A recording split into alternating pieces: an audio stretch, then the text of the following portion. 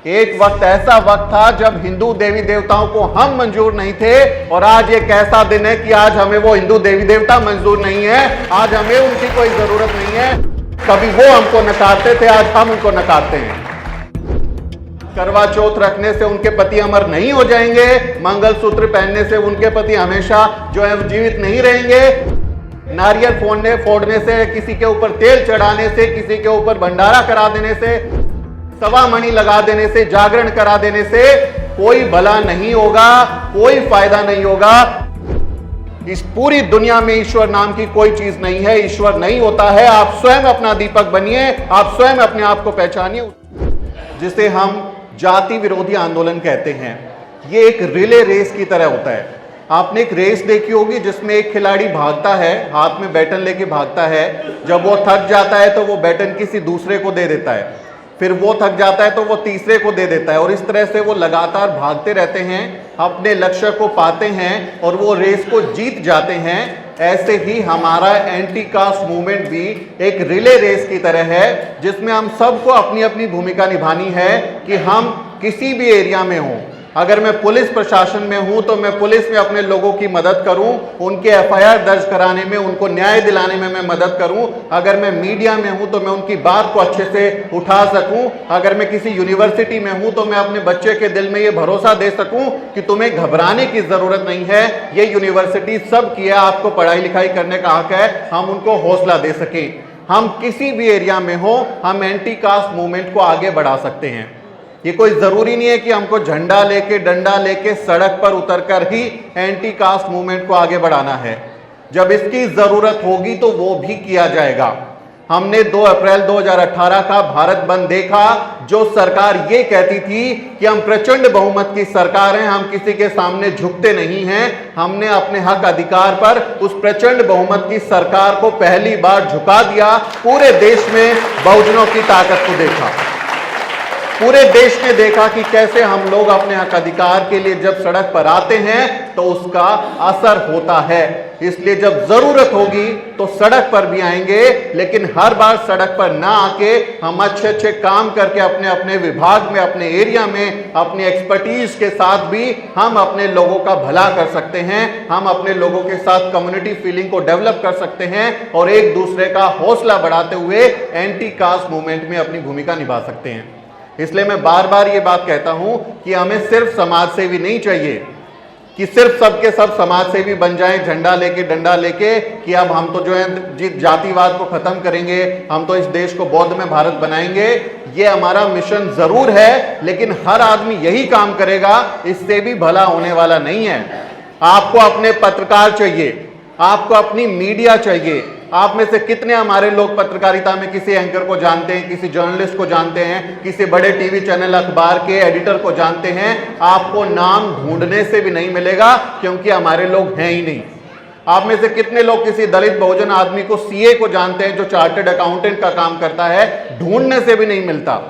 आपके अच्छे बैंकर्स हों, आपके अच्छे इंश्योरेंस एडवाइजर हों, आपके अच्छे डॉक्टर्स हों, आपके अच्छे टीचर्स, प्रोफेसर्स हों, लेखक हों, इंटेलेक्चुअल प्रॉपर्टी आपके पास में हो, यह भी बहुत जरूरी है कि हम एंटी कास्ट मूवमेंट को जब आगे लेके जाएंगे तो हम अपने संस्थान खड़े करें, हमारे पास अपने लोगों का नेटवर्क हो, हमारे पास अपने लोगों की कम्युनिटी। हमको पता होना चाहिए कि अगर मैं विशाखापट्टनम में जाता हूं, मैं तेलंगाना में जाता हूं, मैं लक्षद्वीप जाता हूं, मैं कश्मीर जाता हूं, तो मेरे समाज के लोग वहां पर हैं जो एंटी कास्ट मूवमेंट को आगे बढ़ा रहे हैं, और हम एक दूसरे की मदद करने के लिए तत्पर रहें। आप वो देखिए, मेरी नानी एक बात कहती थी हमेशा, मेरी नानी कहती थी कि ये जो जातिवादी लोग हैं और जो कौवे हैं, ये एक जैसे होते हैं।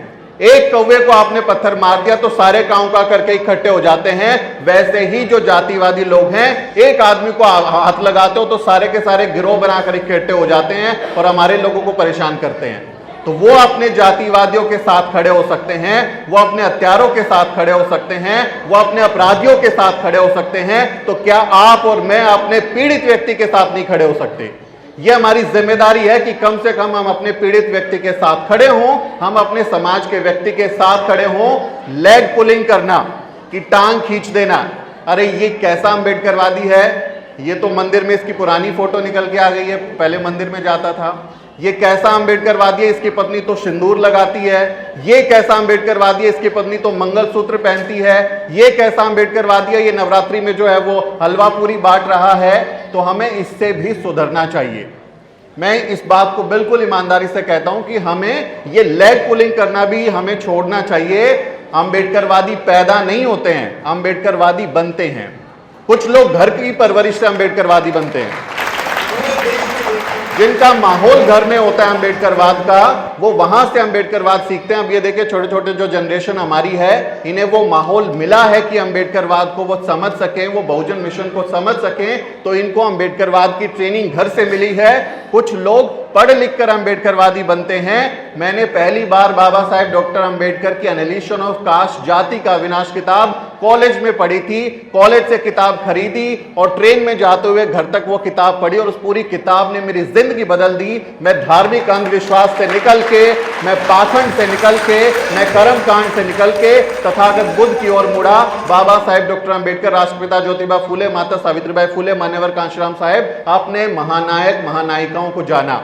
तो जैसे तथागत बुद्ध को एक दिन ज्ञान मिला था, उनको एनलाइटनमेंट हुआ था, उन्हें ज्ञान की प्राप्ति हुई थी, एहसास हुआ था कि ज्ञान क्या है, उसी तरह हर एक व्यक्ति को, हमारे समाज को जिस दिन ज्ञान हो गया, जिस दिन वो एनलाइटन हो गया, जिस दिन उसको समझ में आ गया कि पाखंड से उसका भला नहीं होगा, करवा चौथ रखने से उनके पति अमर नहीं हो जाएंगे, मंगलसूत्र पहनने से उनके पति हमेशा जो है जीवित नहीं रहेंगे, नारियल फोड़ने से, किसी के ऊपर तेल चढ़ाने से, किसी के ऊपर भंडारा करा देने से, सवा मणि लगा देने से, जागरण करा देने से कोई भला नहीं होगा, कोई फायदा नहीं होगा। जिस दिन उन लोगों को इस बात का ज्ञान हो जाएगा, जिस दिन ये एनलाइटनमेंट हो जाएगा, उस दिन वो खुद, आप देख लीजिएगा, वो पाखंड का रास्ता छोड़ के वो सम्यक बुद्ध की तरफ लौटेंगे, वो अपने पुरखों की तरफ लौटेंगे, वो ज्ञान की तरफ लौटेंगे। तो हमें उनके साथ भी प्यार से बात करनी है। हमारे घर परिवार में अगर कोई ऐसा धार्मिक व्यक्ति है तो उससे प्यार से बात कीजिए, उसको गाली मत दीजिए, अपमानित मत कीजिए, वरना वो भाग जाएगा, आपका चेहरा देखते ही आपके पास आएगा ही नहीं और आप उसको कभी समझा नहीं पाएंगे। आरएसएस वाले लोग आते हैं, आप उनको गाली दे दीजिए, डंडा मार दीजिए, अगले दिन फिर आपके दरवाजे पर खड़े होंगे। तीसरे दिन फिर आपके किसी जन्मदिन के बारे, शादी ब्याह के बहाने आ जाएंगे और आपको जो है वो कन्विंस करेंगे और एक दिन मीठा बोल बोल के अपने जैसा बना लेंगे। इसलिए हमें ये बात समझनी है कि हमें अपने लोगों से संवाद करना, डायलॉग करना, लगातार उनसे चर्चा करना, बात करना, वो हम हमेशा जारी रखें। हम हमेशा लगातार इस बात को ये रखें कि हम सम्मान के साथ अपने लोगों को समझाएंगे, उन्हें अपमानित नहीं करेंगे, उनका अपमान नहीं करेंगे कि उनको लगे कि उनकी बेइज्जती हो रही है और वो फिर आपसे कभी बात ना करे।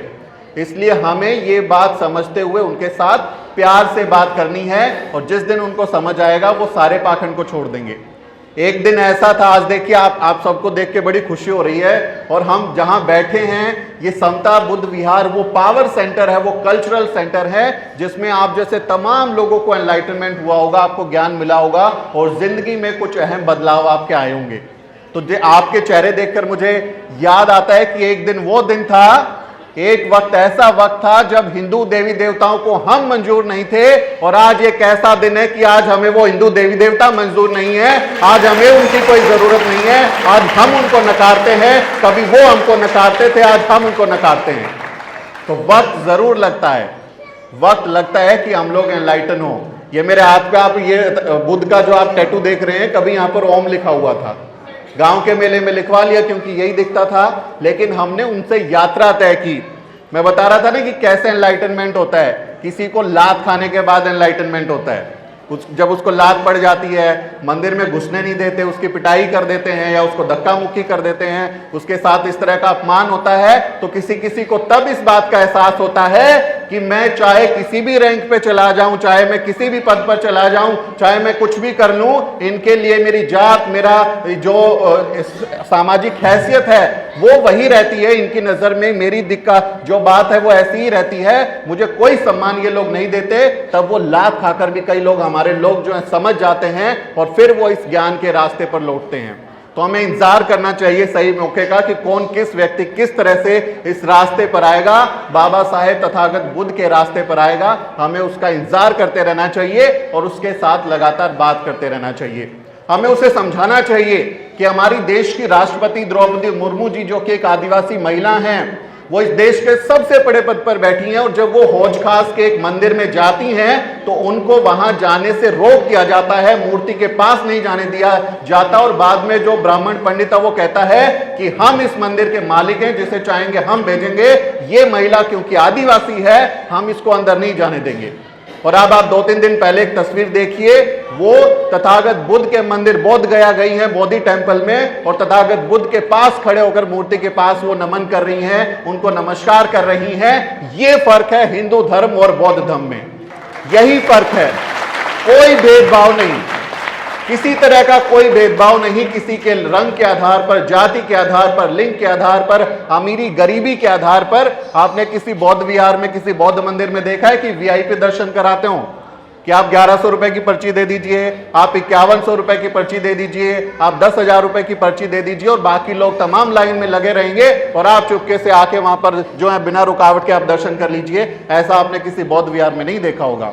आपने किसी बौद्ध मंदिर में, बौद्ध मठ में इस तरह की जो भेदभावकारी पैसे के आधार पर जो लोगों को अमीर गरीब में बांट के दर्शन कराते हैं, ये इंतजाम हमारे बौद्ध विहारों में नहीं देखे होंगे, क्योंकि हमारा धर्म, हमारे बाबा साहेब डॉक्टर अंबेडकर, हमारे प्रमुख जो नायक नायिका हैं, हमें सिखाते हैं समता, न्याय, बंधुता, मैत्री, शील, करुणा।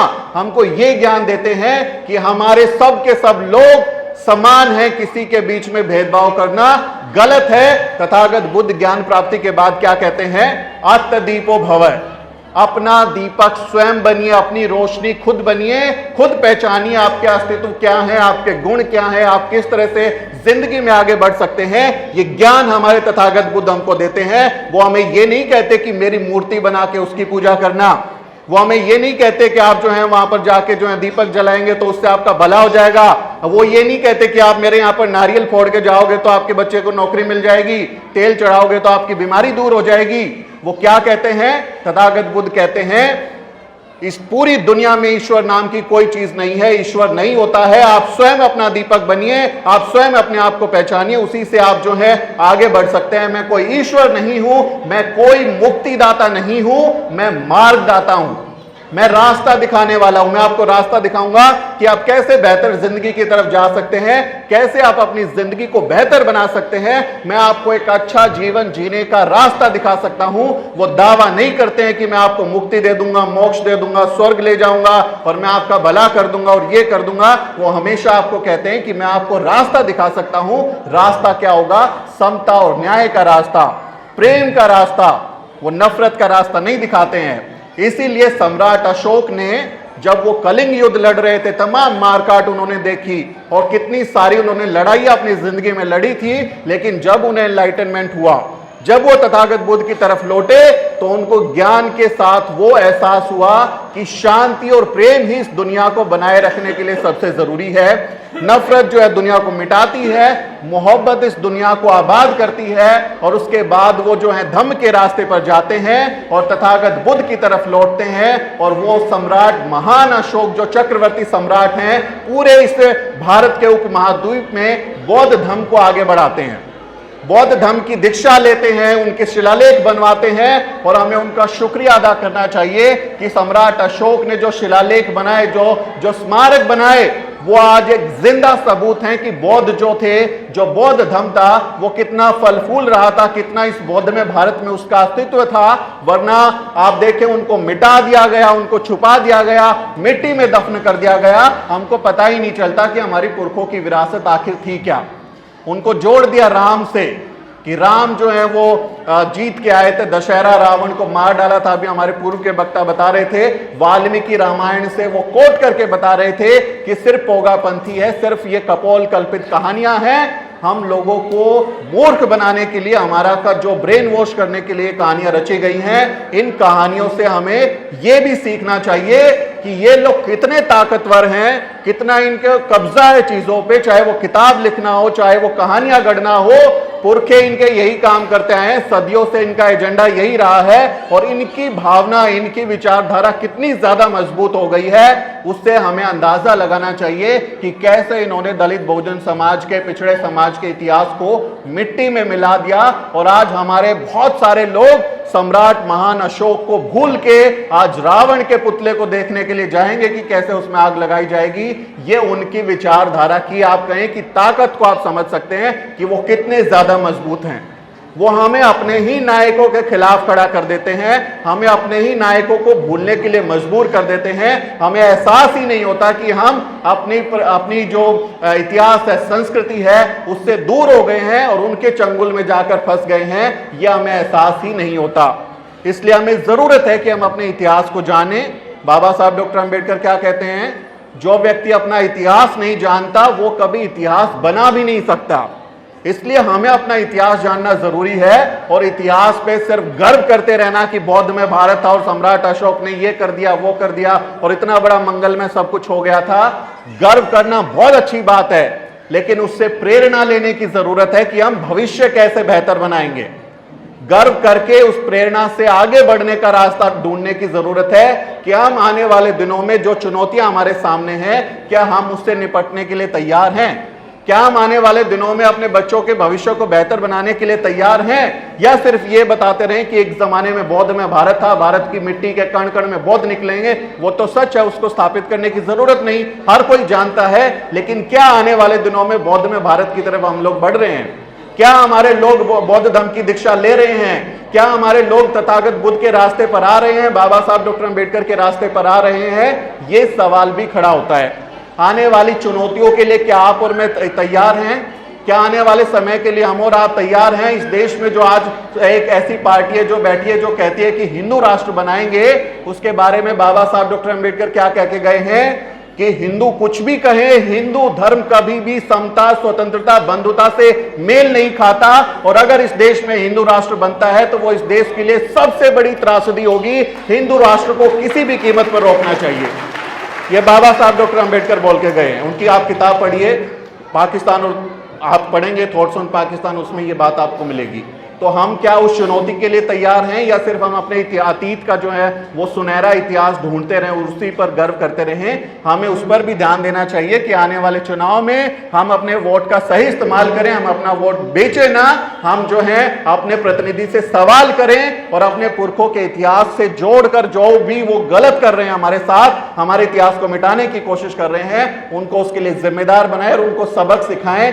ये भी हमें ध्यान रखने की जरूरत है कि मान्यवर कांशीराम साहब जो कहते थे ना कि वोट की ताकत जो मेरे लोगों को मिली है, इसी का इस्तेमाल करते हुए मैं जो है आगे बढ़ूंगा और अपने लोगों की भलाई का काम करूंगा, उसको भी हमें ध्यान में रखना चाहिए कि वो भी हमारे लिए एक जरूरी विषय है। उसको हम चुनाव में कैसे इस्तेमाल कर सकते हैं? आने वाले दिनों में हम लोग क्या करेंगे? आप सब लोग जो है जानते हैं कि हमारे पुरखों ने आरक्षण की बदौलत, बाबा साहेब डॉक्टर अंबेडकर जो आरक्षण हमको देके गए, उसकी बदौलत बहुत अच्छी अच्छी नौकरियां करी।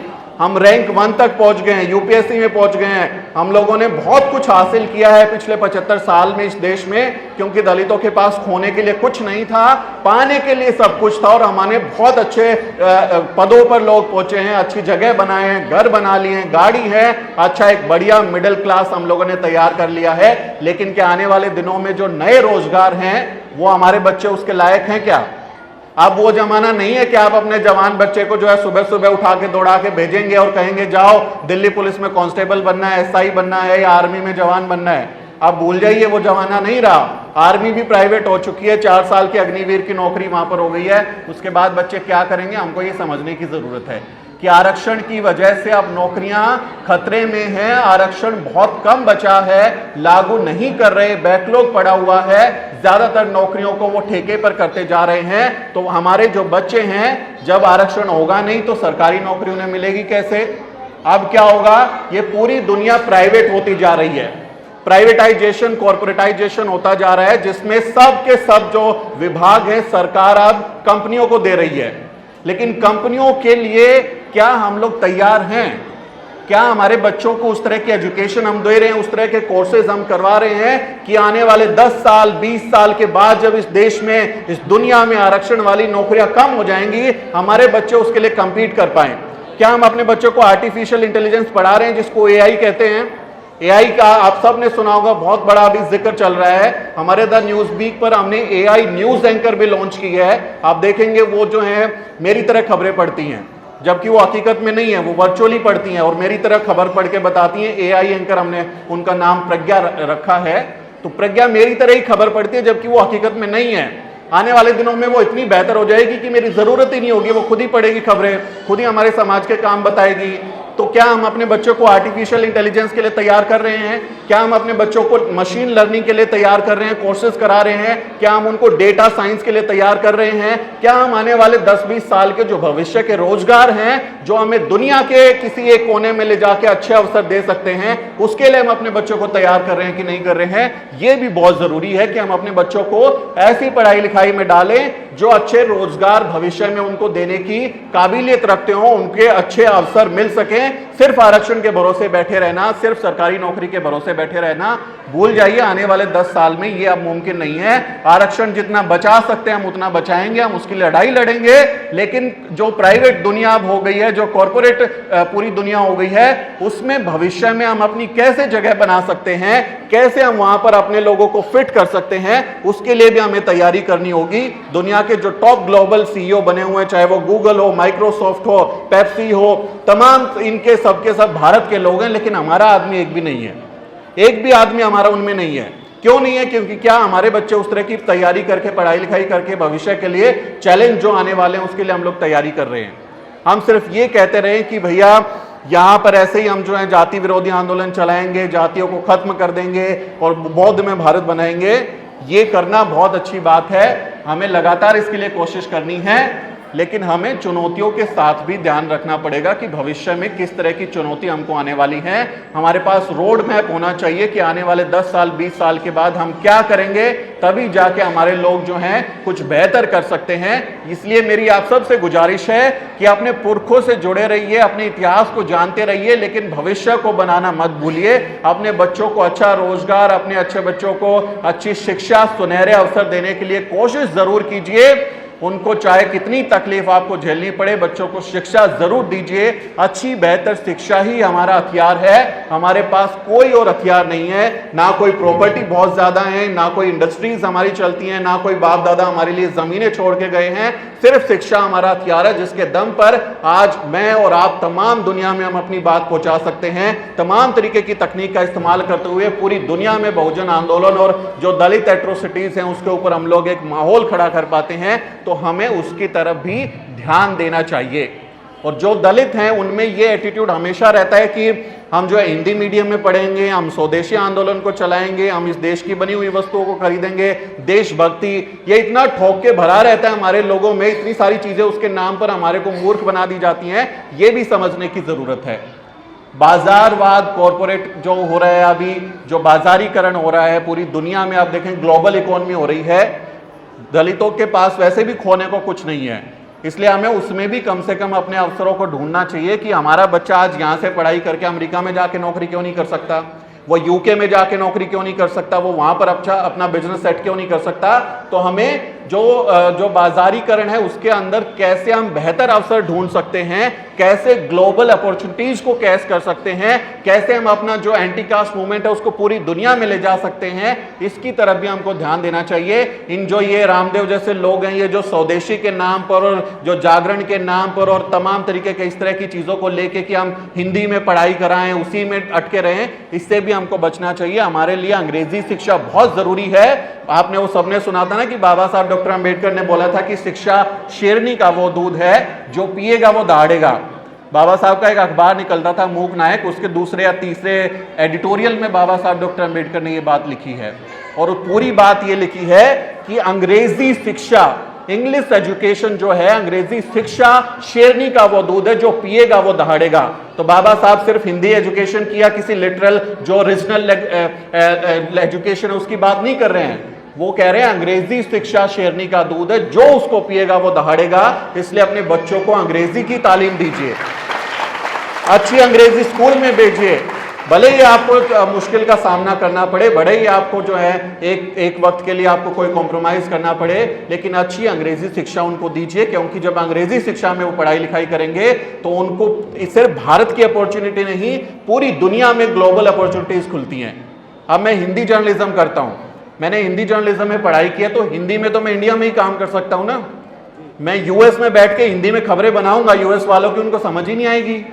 मैं किसी यूके या किसी वेस्टर्न के कंट्री में जाके अगर मैं हिंदी में खबरें बनाऊं तो कौन देखेगा? लेकिन अगर मैं अंग्रेजी में खबरें बनाता हूं तो दुनिया के तमाम मुल्क जो हैं वो मेरी खबर को देखेंगे, मेरी खबर को पढ़ सकते हैं, देख सकते हैं, मेरे सब्सक्राइबर बन सकते हैं और मेरे लिए बेहतर अवसर क्रिएट कर सकते हैं। इसलिए जब अंग्रेजी में आप काम करते हैं तब आपके लिए तमाम तरीके की अपॉर्चुनिटीज भी खुलती हैं, अवसर खुलते हैं। इसलिए भाषा के प्रति कि हम तो जो है जी हिंदुस्तान इसी में खुश हैं, ये मोह भी छोड़ दीजिए। इस बाबा साहब डॉक्टर अंबेडकर ने जो बात बोली थी ना कि we are Indian firstly and lastly, हम सबसे पहले और सबसे आखिर में भारतीय हैं।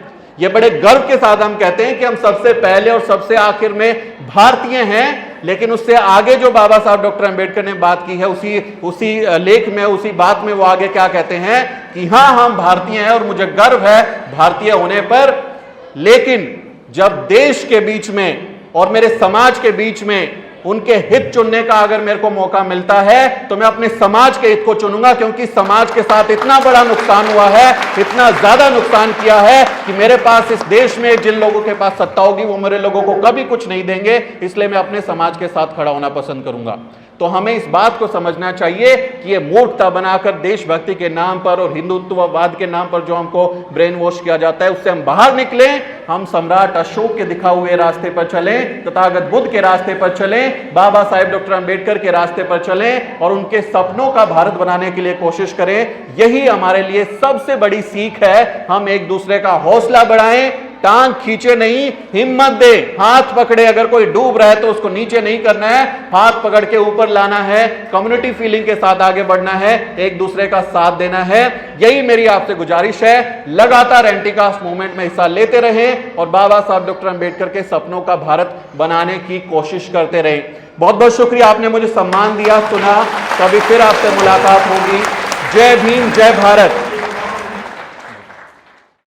साथियों, अगर आपको द न्यूज वीक का काम पसंद है और आप चाहते हैं कि हम यूं ही अम्बेडकरवादी पत्रकारिता करते रहें तो हमारी आर्थिक मदद जरूर करें। आप अपनी स्क्रीन पर दिखाई दे रहे इस क्यूआर कोड को स्कैन करें और न्यूज वीक फाउंडेशन के खाते में अपनी दान की राशि भेजें। क्यूआर कोड के अलावा आप यूपीआई के जरिए भी मदद कर सकते हैं। आप हमारी यूपीआई आईडी newsweek@yes बैंक पर भी मदद भेज सकते हैं। इसके अलावा आप हमारे अकाउंट में भी मदद भेज सकते हैं। खाते का नाम है news week foundation, account number है 02358800000640। IFSC कोड है YesB000235। बैंक का नाम यस बैंक है और ब्रांच है नेहरू पैलेस, दिल्ली। आप डोनेशन के एवज में इनकम टैक्स में भी छूट पा सकते हैं। डोनेशन की रसीद पाने के लिए ट्रांजैक्शन का स्क्रीनशॉट हमें भेजें। टाइप करें डोनेशन स्पेस आपका नाम और हमें 8595794224 पर व्हाट्सएप करें।